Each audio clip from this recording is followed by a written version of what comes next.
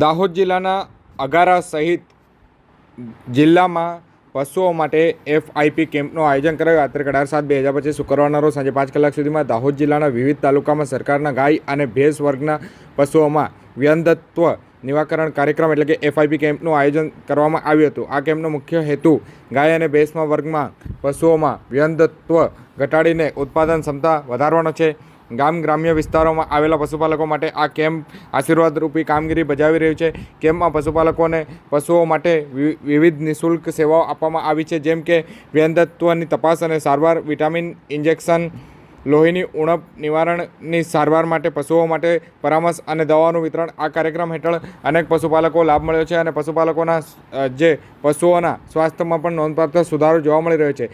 સ્થાનિક પશુપાલન વિભાગ અને કર્મચારીઓએ ગામની મુલાકાત લઈ અને જાગૃતિ ફેલાવવાનું પણ કામ કરવામાં આવ્યું હતું અને મોટી સંખ્યામાં જે પશુપાલકો દ્વારા આ કેમ્પનો લાભ લેવામાં આવ્યો હતો.